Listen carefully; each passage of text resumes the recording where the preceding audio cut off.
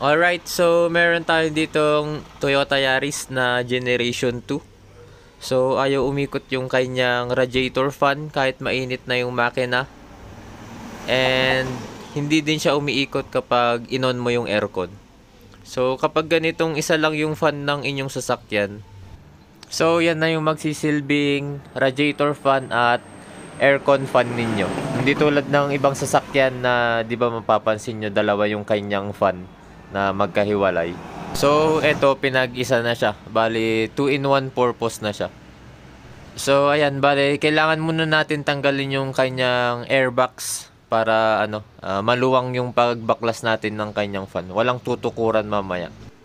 So paano ba natin nalaman din na radiator fan yung kanyang sira?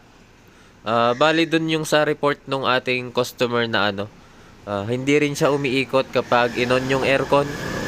So isa na ding senyalis yun na yung fan mismo ang may sira.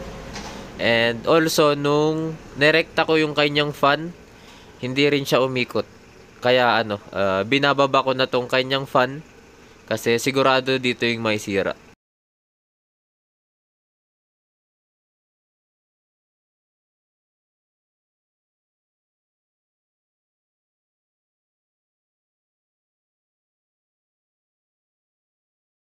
So after natin mabaklas yung kanyang airbox, ang next nating tatanggalin itong kanyang radiator hose. Kasi sa gabal yan, di mo mailalabas ng buo yung kanyang fan kapag meron yan. So yan, paluwangan lang natin yung lock. And also kailangan yung mag-ingat dyan. Kasi yung tube niya, hindi siya tulad ng ibang sasakyan na metal or bakal. So itong tube nung sa kanya, plastic. So mabilis mabasag to kapag napuwersa. Kaya alalayan nyo lang.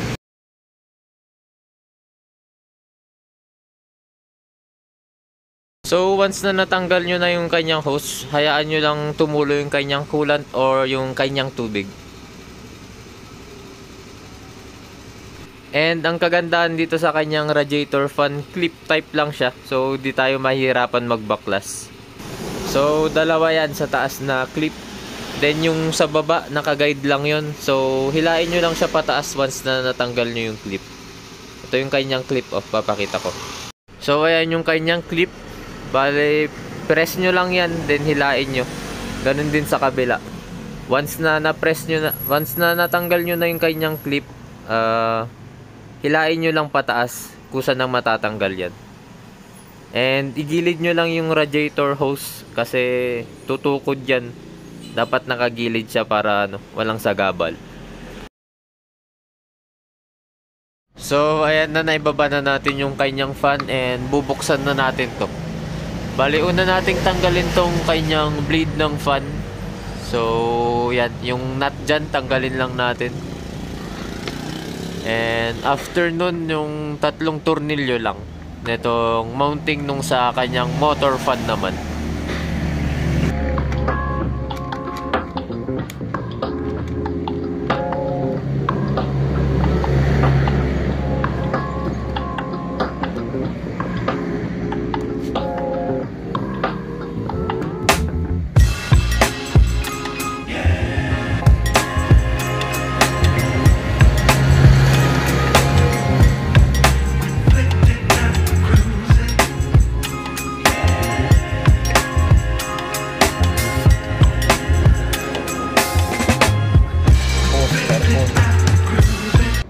So yun, nakita nyo yung mga alikabok na yan. Yan yung napudpud niya ng carbon brush. So tama ang hinala natin na carbon brush lang tinamaan sa kanya. Kaya ayaw umikot. Bale, bubuksan na natin tong kanyang fan. I mean, motor fan. Yan, yung mga lock niya.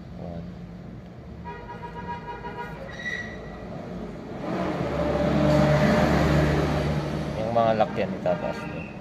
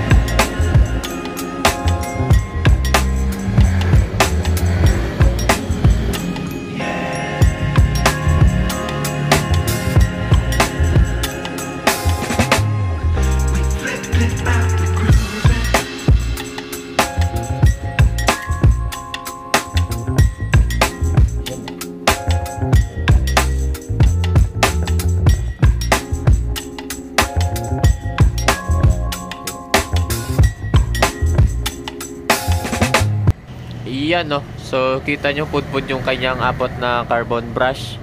So yun ang ating papalitan mamaya. Check lang natin yung kanyang ibang parts.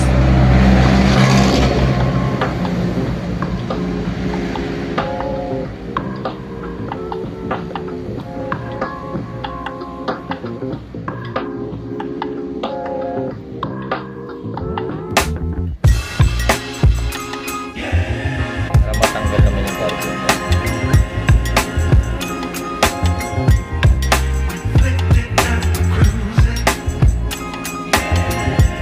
So para matanggal natin yung kanyang pudpud na carbon brush, kailangan yung iangat yung clip na yan, yung lock din yan. Ingatan nyo lang yan na ano, wag nyong i-overextend masyado kasi ang bilis maputol nyan. As in, napakabilis maputol nyan. So once na na-flat nyo, okay na yon. Once na may labas nyo yung spring, okay na yon. Wag nyong i-overextend pa taas masyado. So yan. Yan, once na nailabas yung spring, pwede na yan. Ingatan nyo lang din yung spring na tumalsik. Yan, ganyan. Pag na-flat nyo yung ganun, pwede na yun. Then, putulin nyo yung wire ng carbon brush. Then, yun, pwede nyo na siyang palitan. So, same process yun sa kanyang tatlo pang carbon brush.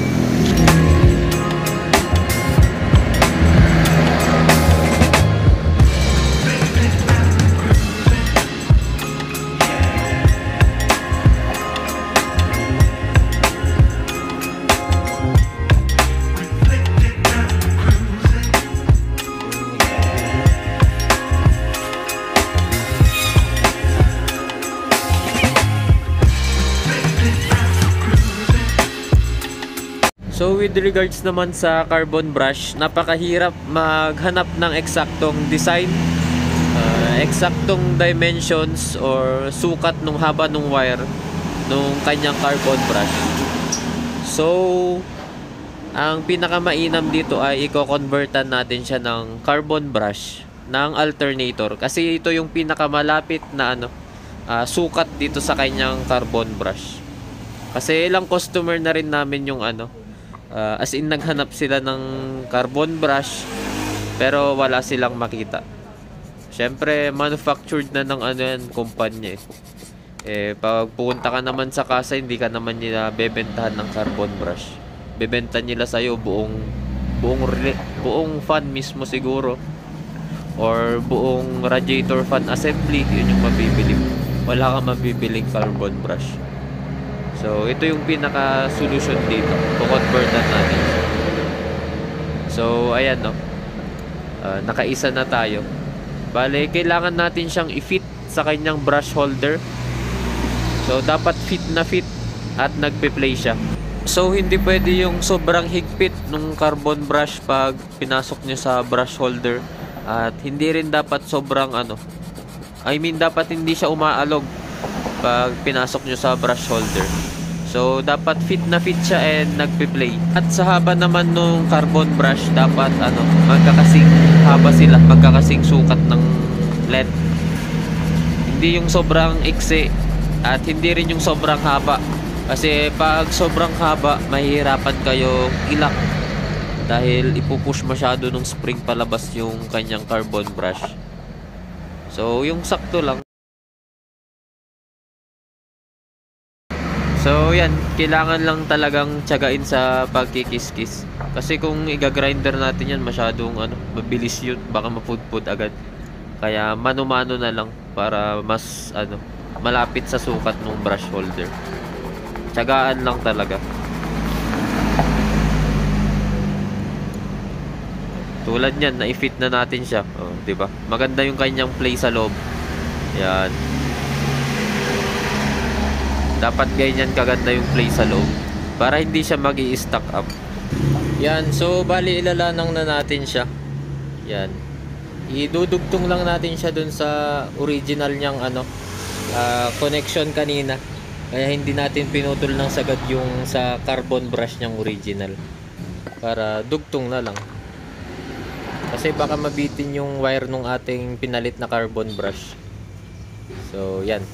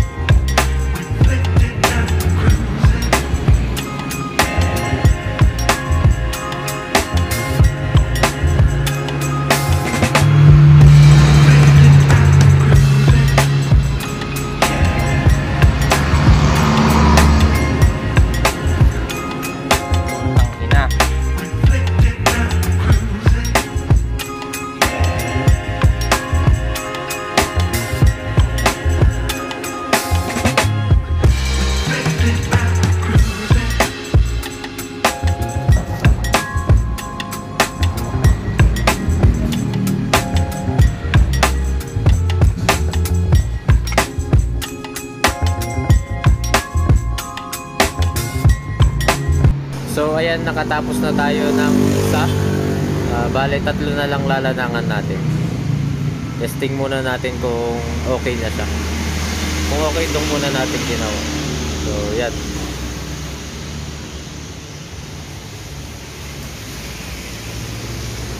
Yan, di ba? Bale, ilalak na lang natin yung kanyang clip.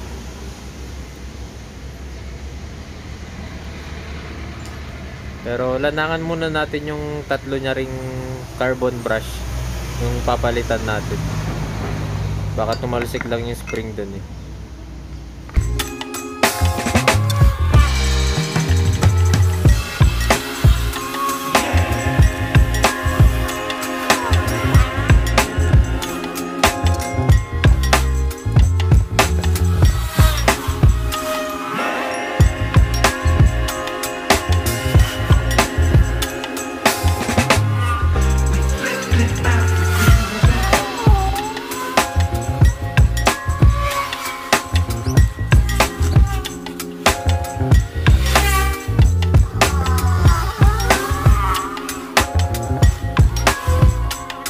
Yan, so bali tapos na tayo maglanang and hindi ko na siya ni-record kasi pare-parehas na process din naman yun. So ito ay assemble na natin siya.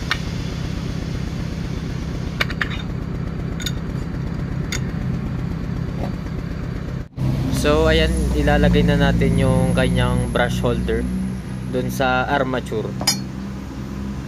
So bali kabilaan na carbon yan, tig dalawang daliri nyo. Tignan nyo na lang tong gagawin ko. Hindi ko ma-explain eh. Pero parang ikakalso nyo yung dalawa nyong daliri dun sa ano, sa harap ng mga carbon brush para hindi siya tumalsik. Yan, ganyan.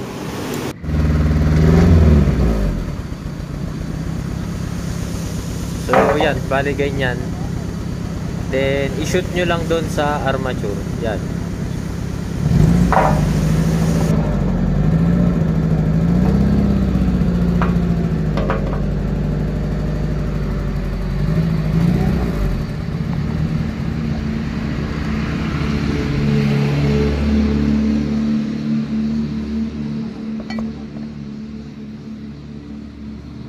Ngayon naman, kailangan na natin siyang i-fit. So, if ever din nyo natandaan yung tamang placing nung ano, brush holder nya, huwag kayong mag-alala kasi may guide yan. So, hanapin nyo lang tong parang humps nya dyan. And sasakto yun. Yan. So, ito yung guide nya. Ayan, no. So, kapag nag-flat na yan dyan sa guide nya, okay na siya. Okay na yan. Pwede na natin i-assemble ulit yung kanyang buong radiator fan assembly.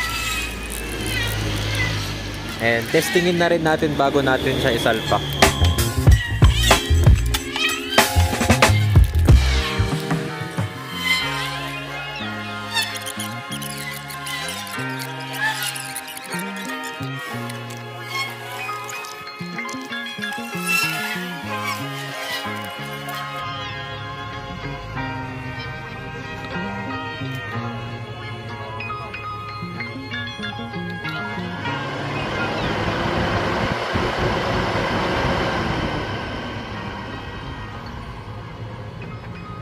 So ayan, naisalpak na ulit natin yung kanyang fan assembly. And tetestingin na lang natin siya kung iikot naman dito. So dapat umikot siya. Kung hindi siya umikot, ibig sabihin pati wirings nito may tama. At wag nyo rin pala kakalimutan lagyan ng coolant or kaya tubig yung sa inyong radiator. So dito pansamantala tubig ang nilagay namin kasi fa-flashing pa daw nila. So yan, para matesting lang natin na umiikot na yung fan.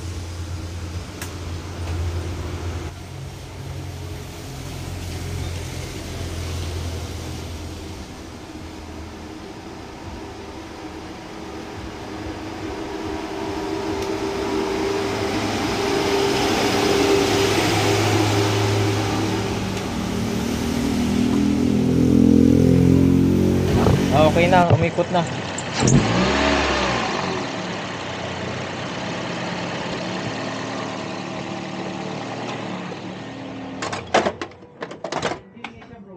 Ha?